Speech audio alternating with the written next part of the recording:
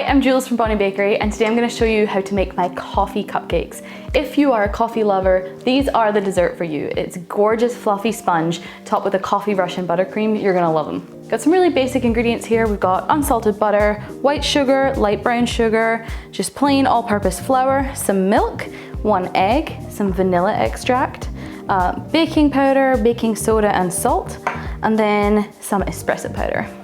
I'm going to start off by putting the butter into my stand mixer with a paddle attachment. It's really important that you let your butter come to room temperature before you start. If it's too cold, then it's not going to mix in with the other ingredients properly.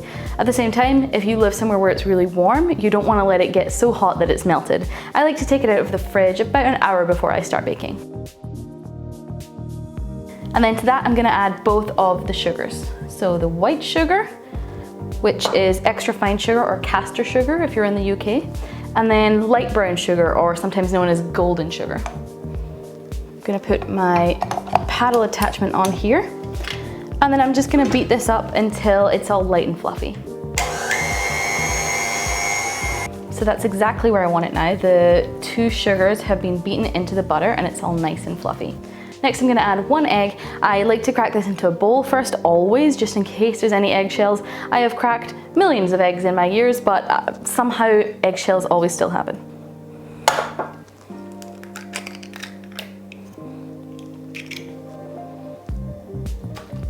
I'm also gonna add the vanilla along with the egg.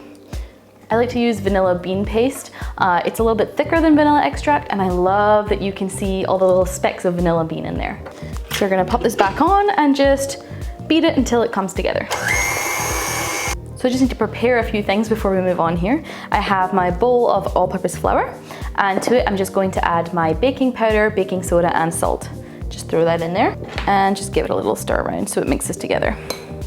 I like to use espresso powder for this recipe. I have tested this recipe using actual real espresso, but I actually prefer the result using the espresso powder. That's because when you're adding the espresso, to get it the strength that you want, you're gonna have to alter how much liquid is in the batter, and without adding too much liquid, you can't really get the same strength of flavor that you can with the espresso powder.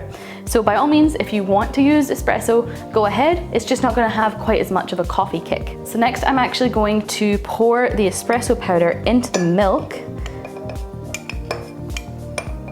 And I'm just gonna stir this together.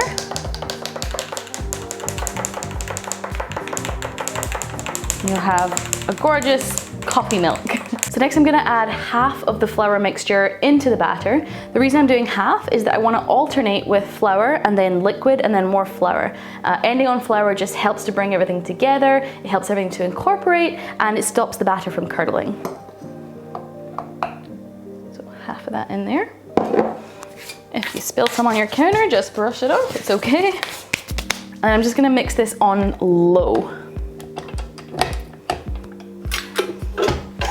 Just until it comes together.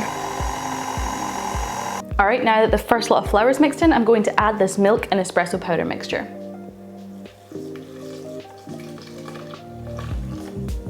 And turn it back on low again. It's really important that you make sure that all of the liquid is mixed in entirely before you add the rest of the flour. If you don't, then putting the flour in when there's still liquid in there is gonna cause just a big gluey mess, and it's not gonna incorporate well at all. And that is it for the batter. How easy is that? So I'll just show you now. This is just a gorgeous, thick coffee colored cake batter. So I have regular brown cupcake liners here, and I'm just gonna pop them into my muffin pan. And then I like to use an ice cream scoop to measure out the cupcakes to make sure that they're all the same size.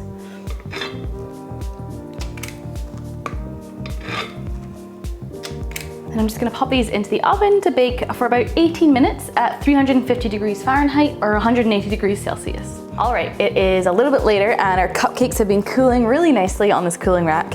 They are gorgeous and flat and they're a beautiful color, and I wish you could smell these, they're so good.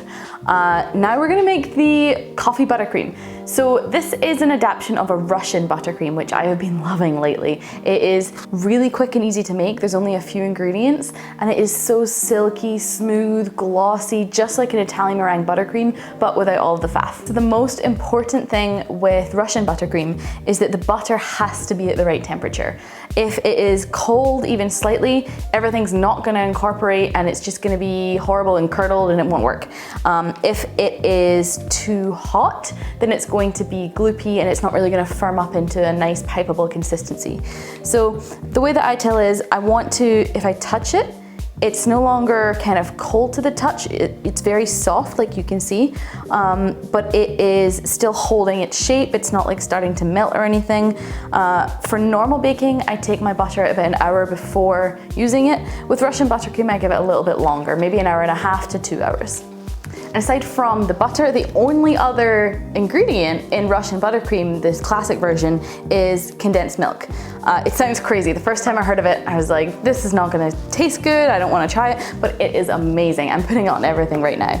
The condensed milk brings a sweetness, so you don't have to put any powdered sugar or sugar syrup or anything in there. It all comes from the condensed milk. And whipping the butter up is what gives it its gorgeous, glossy, silky texture and the ability to be piped firmly. Obviously, to our buttercream, we're going to add some coffee flavor as well. So I'm actually gonna add a little bit of vanilla just for some interest, and I'm gonna add some of the espresso powder that we used in our cupcakes earlier on. If anyone knows a trick for opening cans of condensed milk without it getting everywhere, please tell me.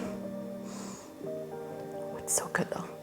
So the first step is that we're gonna take our butter and put it back into the stand mixer. Just a whole block of butter, just like this. And we wanna get this really, really silky and creamy and whipped up. So I'm going to get my whisk attachment. I'm gonna whisk this on high for 5 full minutes. I'm gonna stop it every minute or so just to scrape down the sides and make sure that everything is getting well incorporated, and then I'll show you what it's gonna look like when it's done.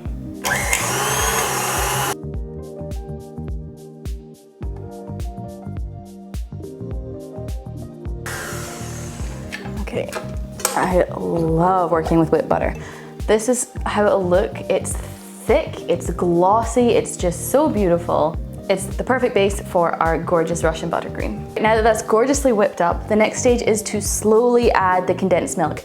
When I say slowly, I mean you want to add it very gradually, like a little bit at a time, and let it mix in. Because we're adding a liquid to a fat, if you don't add it slowly, it's not going to incorporate properly and you'll end up with a split buttercream, which we do not want. So I'm going to turn the mixer back on a medium speed, and I'm just going to add little bits of the condensed milk at a time until it's all incorporated.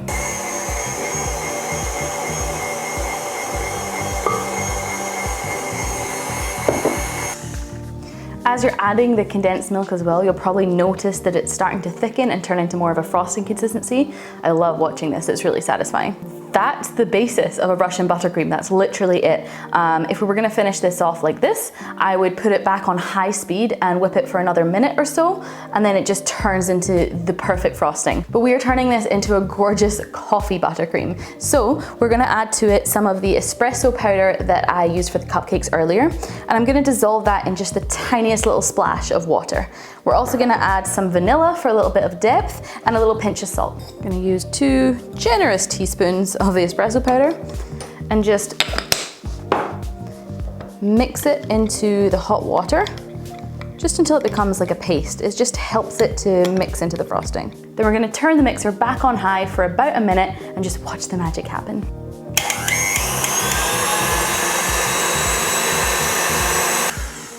Oh my goodness, just look how beautiful this is. I just love Russian buttercream, it's so perfect. It is glossy and smooth, and honestly, I just wanna lick it right off of this whisk. Can't even tell you how good that feels on the tongue. That sounds weird, but you have to try it, you'll see what I mean. It's just, Honestly, I don't know if I'll ever go back to other buttercreams. So I have a piping bag here with a star nozzle. I'm just going to fill it with my gorgeous coffee buttercream.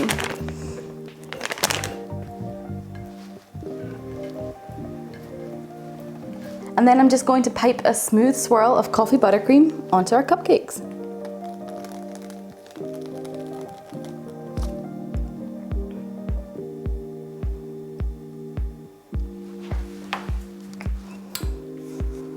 The last thing I like to do is top them with a couple of these chocolate coffee beans. So that is it. That is how you make my coffee cupcakes recipe. They are just so good. Especially if you love a bit of coffee and cake together, you can have both in one thing. They're just, they're the best. I'm obviously gonna try one for you right now because I don't wanna wait until after I've cleaned up.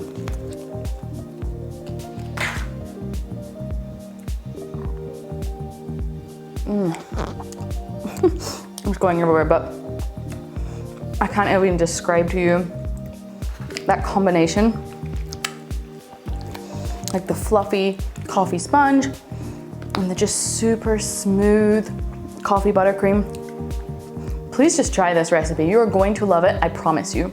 All of the ingredients in both cups and grams are on my blog. I will link that down in the description, as well as extra tips and details for how to get the most out of the recipe. If you did enjoy this video, please like and subscribe so I know I should keep making more, and let me know in the comments what you think of these and which recipe you'd like to see next. Happy baking!